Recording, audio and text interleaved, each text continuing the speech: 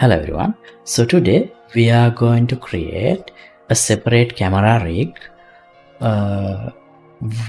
to be activated when the enemy attack a member of the player's party.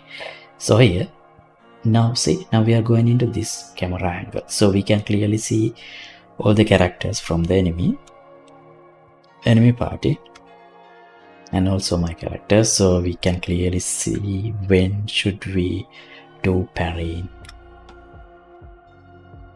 So yeah, that's what we are going to work on today. How to have a dedicated camera rig for enemy attacks and how to activate it. Right, so before we get started, let me remind you that here is the full playlist of this project. Everything is implemented from scratch and explained. You can follow these episodes and implement everything by yourself too. And also here, if you choose to become a member, you will be able to access the project files of this project and all other thousands of projects I have done in my channel. So feel free to check it out. To the date, there are 2000 videos. For each video, project files are available. So I'll leave links to everything in description below. Right, now let's get started with today's episode.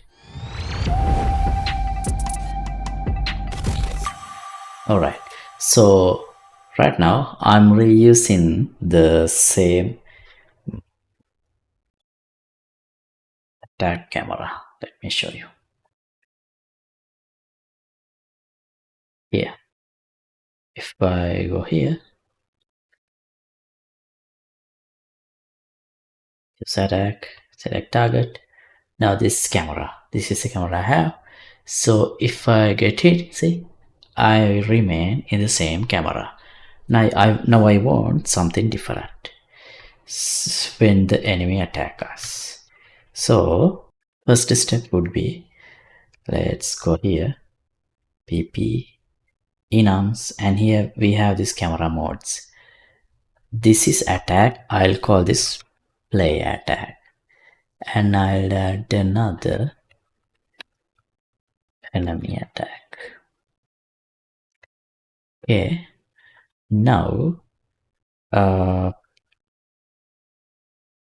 let's open the character blueprint, and here we have this set camera mode. I don't think we need to do anything here, but if I go to the camera and this camera director evaluator for the enemy attack, now we need another camera rig. So let me duplicate this node and use, but here we need a separate camera rig, not this one. So here we were using this CR attack. I'll rename this player attack, and I'll duplicate the same camera rig and rename enemy attack. Now to make sure that we have a visual distinction here, I don't think we need this dampen thing. Offset, let's just for now increase this field of view. This.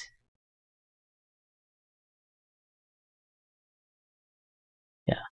So that we can see. Oh, hold on. We changed this. We need to change this camera rig. Let's do that here. We have this enemy attack, and here on, let's create unactivated. This is enemy attack widget, and I'll add a call to the parent as well. And here I'll get on in player pawn and set camera mode. Here I'll choose enemy attack, and in this camera director Also, I'll choose enemy attack camera. Now, yeah, let's see if it works. We should have a different field of view now. Yeah, see? So it is working. But I need to fine tune the camera angle. So to do that, here, let's hold the camera in that camera angle. So we can do that. How can we do that?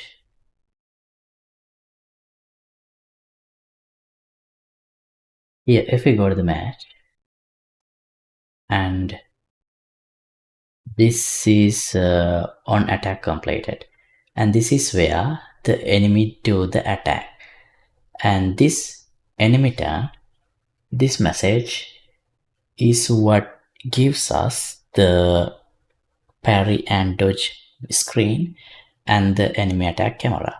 So if I disconnect this, my game should remain in the attack camera indefinitely. Let's try this so that we have time to adjust the camera in real time. Yeah, see, now the enemy is not doing the attack and we are in the enemy attack camera. Okay, now if I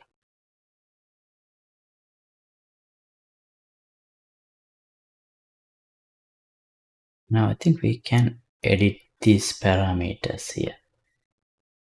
Let's choose this offset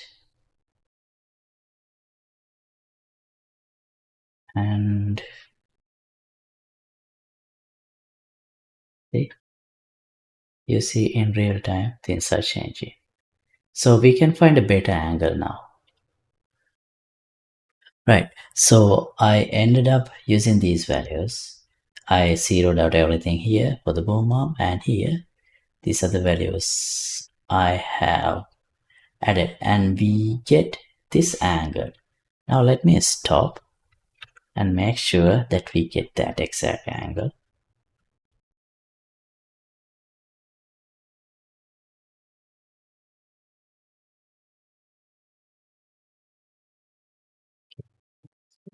Yeah, we get this angle, which is great. So we can see all three characters here. Now to resume the attack flow, I reconnect it here.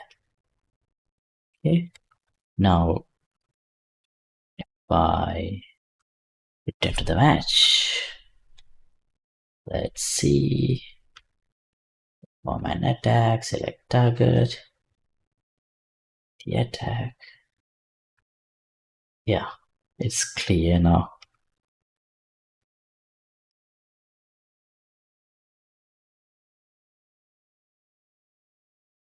Great.